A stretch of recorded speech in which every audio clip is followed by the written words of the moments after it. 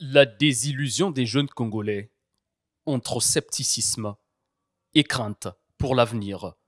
Au cœur du Congo, une ombre plane sur la jeunesse marquée par le scepticisme et le désespoir face à l'avenir du pays. Année après année, les multiples promesses des gouvernements successifs ne semblent être que des paroles en l'air, laissant la jeunesse congolaise dans un état de précarité et d'incertitude. Il y a de quoi être pessimiste dans cet environnement-là. Il y a un manque de tout. Il y a un manque de tout, peu d'initiatives, et les initiatives qui sont créées, c'est apparemment orienté vers cette jeunesse politique. Or, le pays n'avance pas qu'avec cette jeunesse politique. Il n'y a que des aveugles, hein. Il n'y a que des aveugles, et ceux par fanatisme qui peuvent aujourd'hui croire que quelque chose se passe de bon. Non. De l'électricité à l'eau, à l'emploi, tout. Un ami me disait que même le soleil, même l'air va être cher très bientôt. Il y a eu brisure de la confiance entre les gouvernants et les jeunes. Cette brisure est due justement à un certain nombre de facteurs. Par exemple, l'absence de communication, l'absence continuelle de communication. Je ne pense pas que le gouvernement ne travaille pas. Le gouvernement travaille peut-être.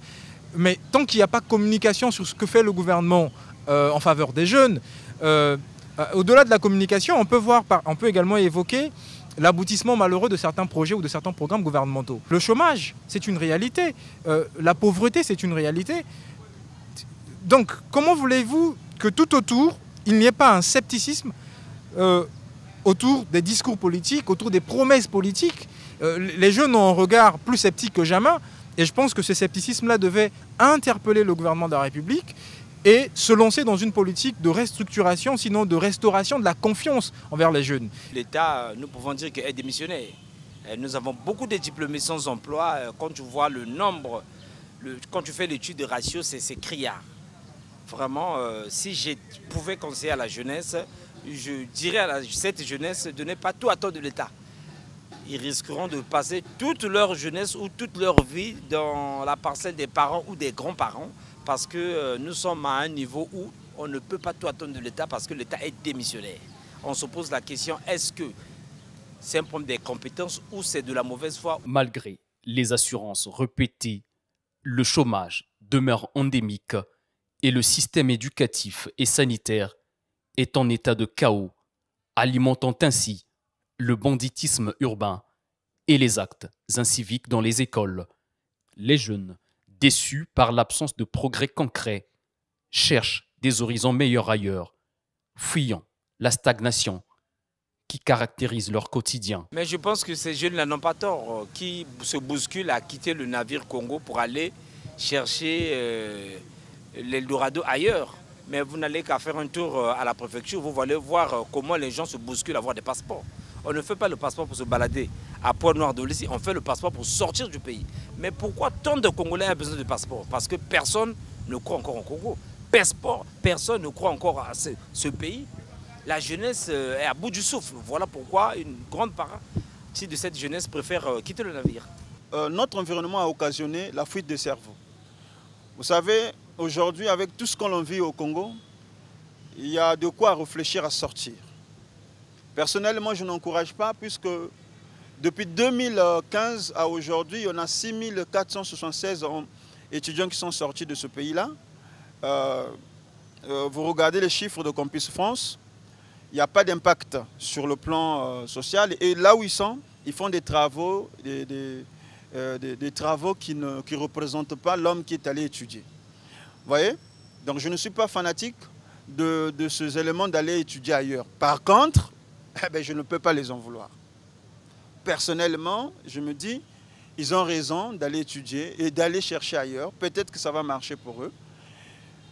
Si on ne crée pas des conditions qui font que les gens restent, même les gens de 40 ans, 45 ans continueront à partir. Le gouvernement, entre-temps perçu comme le garant de l'avenir, ne rassure plus.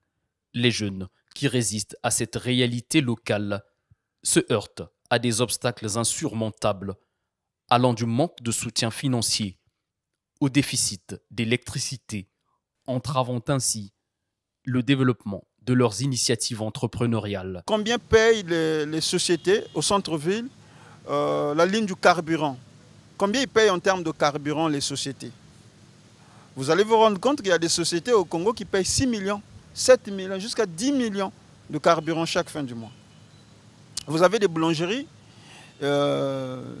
qui payent du carburant jusqu'à 2 500 000, 3 millions. Et tout ça, ce n'est pas le Libanais propriétaire de boulangerie qui vont en souffrir. C'est les jeunes Congolais qui travaillent là-bas, on va diminuer le salaire. C'est le jeune Congolais qui sera payé en retard. Et c'est le jeune Congolais qu'on va maltraiter pour continuer, pour que le Libanais ou le Pakistanais, détenteur d'une boulangerie, puisse récupérer d'une manière.